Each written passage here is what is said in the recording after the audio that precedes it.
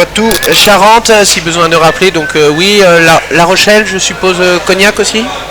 Angoulême que l'on peut féliciter pour sa montée en Pro D2 également. Exactement. Et par contre, je me demande s'il est besoin de présenter, mais Côte Basque-Land, donc c'est les clubs de Biarritz. Voilà, c'est tous les clubs de Bayonne. de Côte Basque-Land. Il y a beaucoup de joueurs de Bayonne, bien évidemment, Biarritz, Dax, Tyros. Oui. Aussi des petits garçons qui évoluent dans les clubs un peu moins UP, à savoir Nafarroa, Arcanglar-Ressort, tous ces clubs formateurs de jeunes talents.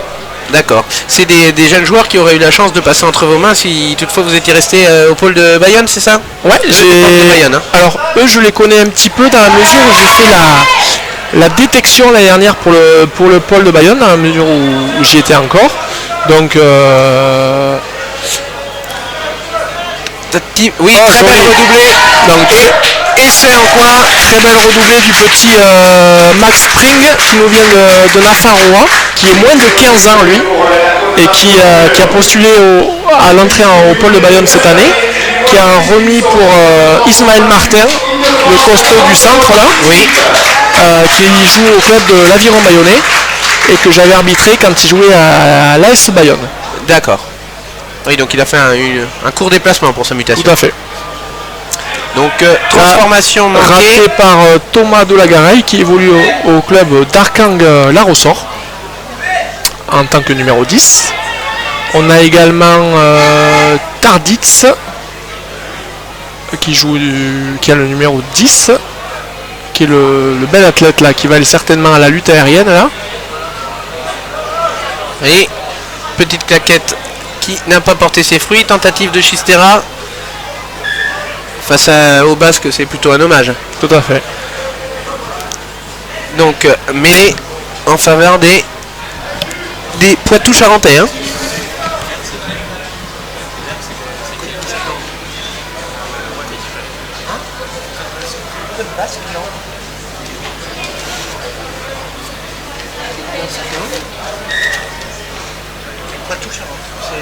Alors que nous avons également le petit Barbe.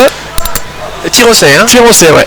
Tirosset, son frère joue avec les Velasquez, avec la senior, la fédérale, à la nationale B, pardon, également, et a joué en première. Élément très prometteur. Très fort sur les appuis, avec de la vitesse et de belles qualités techniques. Une famille de Cabretons à la base, me semble-t-il. Alors là, vous en savez un petit peu plus que moi. Allez, je vais m'engager. Faute à moi si ce n'est pas le cas, mais je crois savoir que c'est effectivement le cas. Donc les Charentais qui recherchent de l'avancée. Il est bon de rappeler aussi que les Basques-Hollandais étaient double tenants du titre. Hein. Tout à fait.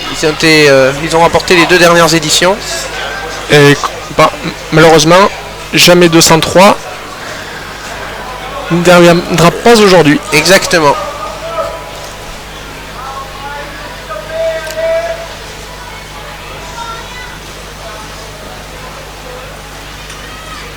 Donc ça. Poitou-Charentes, c'est très très porté sur le duel. Oui, il cherche à prendre l'axe du terrain, notamment. Les Basques-Hollandais ne se consomment pas dans les rucks. Intérieur bien formé de la part de Max Spring. Oui. Hop. Joli duel gagné. As bien rattrapé. Hein. Joli retour d'Ismaël. Oh, coup du sombrero. Et pourquoi pas. Très joli. Et voilà, un joli coup fantasque pour un essai plutôt pour le moins opportuniste. Peut-être nous vient-il du foot. Il est possible.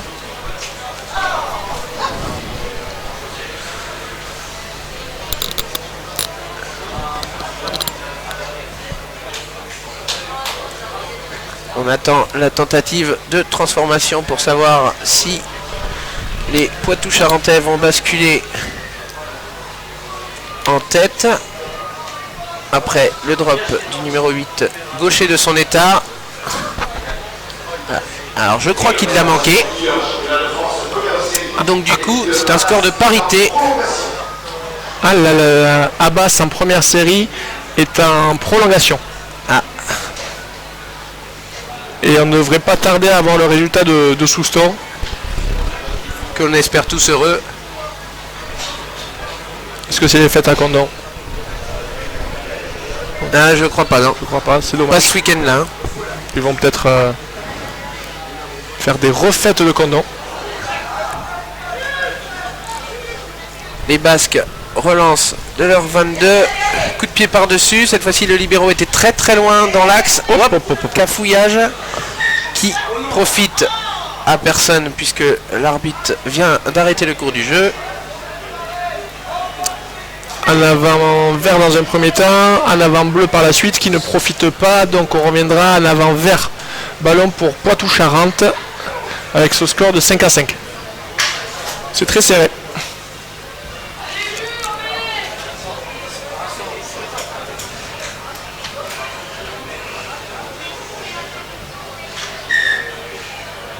Donc oui, il faut savoir que la plupart de ces équipes ont joué leur dernier match en fin de matinée, ont dû depuis se restaurer, récupérer, changer de stade puisque la compétition se déroulait jusqu'à ce matin sur le complexe sportif de l'Île Verte. Donc oui, ça fait bien beaucoup de choses pour perturber. C'était le rugby à 7, c'est énormément d'intendance aussi. Hein. Oula. Alors que la chaleur et la moiteur rendent le ballon glissant, ce qui provoque pas mal d'en avant.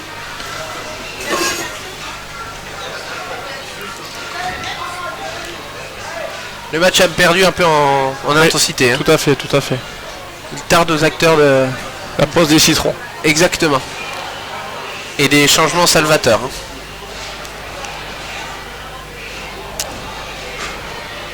Équipe de Côte-Basque-Land coachée il me semble par Thierry Diluc qui est CRT au sein de ce comité.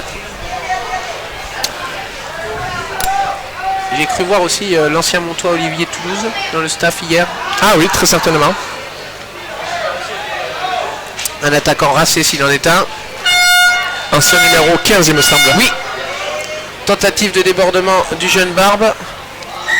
Il a remis dans l'axe. L'arbitre arrête le jeu. Ah, son assesseur Adrien Marvaux, ancien joueur tirocais. Ancien joueur tirocais, Testerin également, qui a joué également à Bobigny, oui. en tant lorsqu'il était un professeur de PS, oui. Et qui depuis qu'il a mis fin à sa carrière de joueur à l'Union sportive tirocaise, a bifurqué vers l'arbitrage avec brio. Ah. Avec brio. Et on ne doute pas qu'il arbitrera certainement un des matchs importants, même s'ils le sont tous, de cette fin d'après-midi, à savoir la petite finale de la Cup ou la finale carrément de la Cup. On le lui souhaite en tout cas. Il y a déjà officié, me semble-t-il, sur la demi-finale Auvergne-Île-de-France de ce matin, qui a vu la victoire des Franciliens. Allez, très belle attaque, avec un joli duel à jouer dans le couloir des 100 mètres. Ah, le 7 est rattrapé. Il s'est un peu joli Chistera. Oh là là là là, la contre-attaque. C'est parti. Voilà, très belle initiative. Le trou est fait. Il va rien lâcher, lâche rien. On ne verra plus. Pour qu'il marque en coin. Oui, bel essai en coin. Et là c'était une très belle séquence de jeu, tout à fait, et d'autres.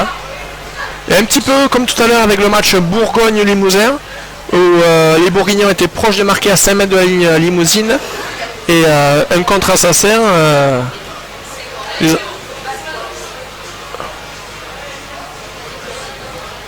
Oui, c'est vrai que la moindre perte de balle, y compris à 80 mètres de sa propre ligne, peut être fatale. Tout à fait. Jeu. Ah non. Bon, après on lui en tiendra par rigueur après le sprint de 80 mètres qu'il vient de faire. Mais le numéro 12, Poitou-Charentais, a échoué.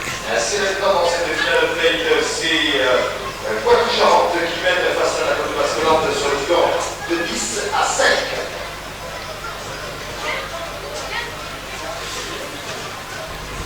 10 à 5 donc pour les joueurs notamment de La Rochelle. On l'a bien vu tout à l'heure, ce n'est rien. Oui, effectivement. Demi-finale fédérale 2, Sergent-de-Luce 16, Sergent-d'Angely 6, demi-finale première, Souston 31, Bourdon-de-Lomagne Alors, on nous annonce que Sousto est en finale, donc. Hein. Il reste du temps. Il reste un petit peu de temps.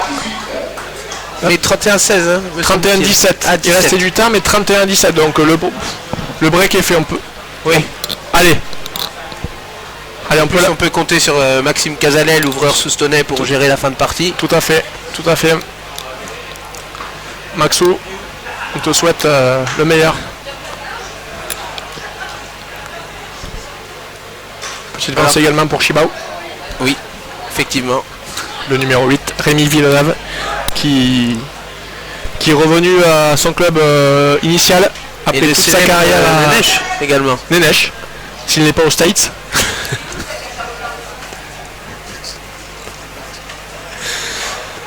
Bref, trêve de plaisanterie soustonnaise. Nous allons assister maintenant à la deuxième mi-temps de cette finale de la Plate, déterminant les 5e et 6e. Très beau renvoi. France. Très beau renvoi et pris par Thomas, le jeune Barbe. Comme quoi le centimètre à la Barbe de ses adversaires. Joli calembour, Benjamin. Ah, bien joué, bien temporisé. Belle action là-bas. Beau raffut, très beau raffut. Oui, il garde le défenseur à distance. Il essaie de ne peut rien faire. Oui, bon relais dans l'axe. Très beau. Et c'est du petit spring après un spring. Après un sprint. Alors qu'on a vu une faute visiblement après au moment de la partie un anti-jeu en fait.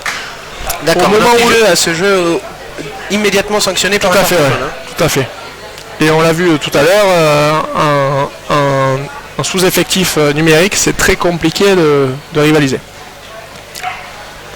Et alors là, est-ce qu'en défense on opte pour un 5+1 ou un 6-0? C'est en fonction de son positionnement sur le terrain. Ah, passe au pied, pourquoi pas. Dans l'angle mort, là-bas. Allez, le petit Barbe qui va se sortir de là. Ça temporise, ça va jouer un 2 contre 1. Et pourquoi pas, il se le fait tout seul. Allez, mon gars. Allez. Oh, il a glissé.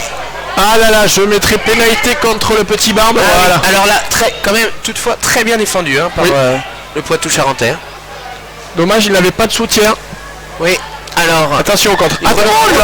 Dommage. Très belle Chistera. Il nous ferait mentir, hein. La Chistera est peut-être une spécialité charentaise. Hein.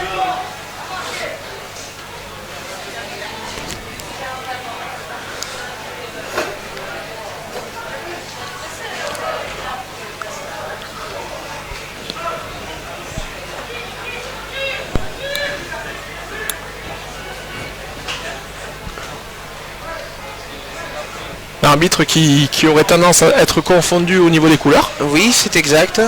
Donc peut-être prévoir pour les prochaines éditions. Alors que l'on procède à différents changements.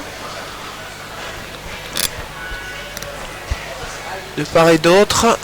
Allez. Initiative basco-hollandaise. Oui, ça joue. Deux mains qui l'empêchent de... Attention le contre. Attention le contre. Oui, ça peut aller très vite. Alors, est-ce qu'il a des pattes? Oui, est-ce qu'il a des pattes? Ah, il va ressortir, ressort de là maintenant. Préféré gérer. Sur une action similaire durant le premier acte, il était parvenu. Il avait. Là, on peut voir que côté Basque-Hollande. Tentative d'appui. Très bien joué, il a fixé 2 joueurs.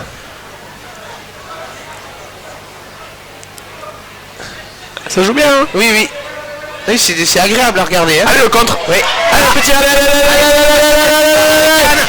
Belle remise intérieure. Et essai. Très bel essai basque-hollandais qui semble être un petit tournant dans cette partie. Allez, 17-10, la messe est dite. Vous croyez? Je le pense, sincèrement. Vous engagez comme le match précédent? Un joueur en moins du côté Poitou-Charentes. Une dynamique basque-hollandaise. Tous les signaux sont au vert. Hein.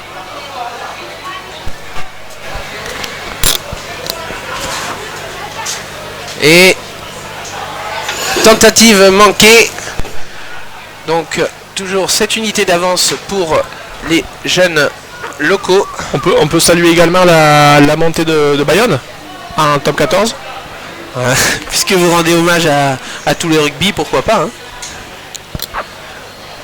Rendons hommage à ces clubs qui nous font vivre une belle saison. 2 belles saisons. C'est vrai que, notamment sur les phases finales de cette année, le comité Côte Basque-Landes n'est pas en reste, hein. Non, comme chaque année. C'est quand même... c'est souvent la moisson. C'est quand même un territoire où le rugby est roi. Et vous, Bourguignon, vous savez de quoi vous parlez. Je ne relèverai pas cette pique. Hop, le 11 des cannes, hein. Oui. Hop, on va le voir de suite. Voyons. Allez, ça va revenir. Hop. Très bien revenu. Très belle défense. Oups, sur la droite. Oh, il a mangé le surnombre. Techniquement, c'est très très dur d'aller là-bas. Voyons 2 contre 1. Et essai. Eh bien Benjamin, si vous avez eu le nez fin sur le match précédent, là, les Poitou-Charentais vous mettent en doute, hein. Le nez fin, c'est pas ma spécialité pourtant. Alors que les joueurs des Flandres nous passent devant.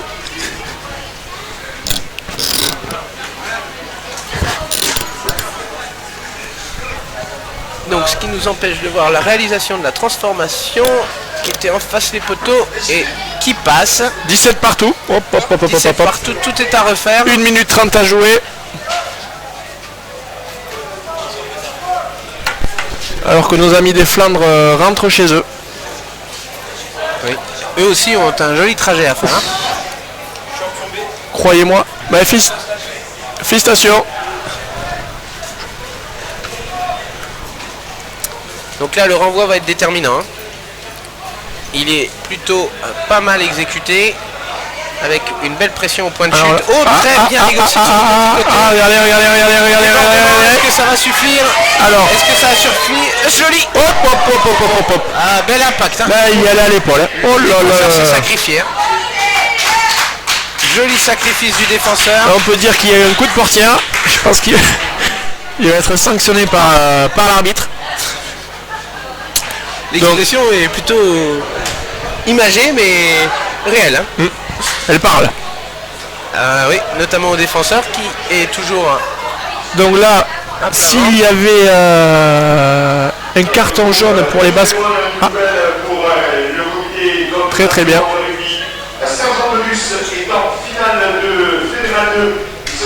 Donc, pendant que le speaker anime le stade, on peut vous signifier que les clubs de et de Souston sont en finale la semaine prochaine. Oui. Souston menait largement et ils ont dû se faire un petit peu peur à la fin parce qu'ils ont gagné finalement que 31-24. Bon, mais après ça suffit. Tout à fait. Même si ça avait été 31-30. Exactement, l'important c'est la victoire. Et donc du coup, Souston défendra les couleurs landaises en finale honneur la semaine prochaine. Hein. Contre un club soit du comité de l'Isère, Vallon de la Tour, ou il me semble un club de la banlieue parisienne. Donc malheureusement, certainement un petit peu loin pour les plus fervents des supporters. Tout à fait, mais on ne doute pas que le public se rendra nombreux pour cette finale peut-être historique pour le club, non? Et c'est les Basco-Landais qui cette fois-ci sonnent à mon avis le glas des espoirs Poitou-Charentais. Tout à fait. Il restera rien du tout. La transformation étant jouée dans le temps additionnel, ils ne pourront pas remettre en jeu.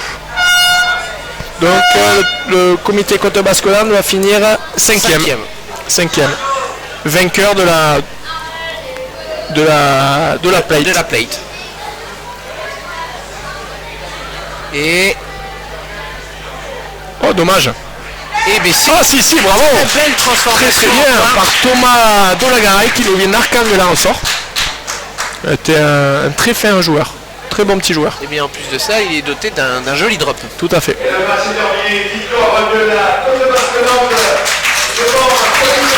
maintenant nous allons assister à des confrontations informations mettant aux prises justement les demi-finalistes de ce matin. Alors dans un premier temps les demi-finalistes malheureux, à savoir l'Auvergne contre Midi-Pyrénées.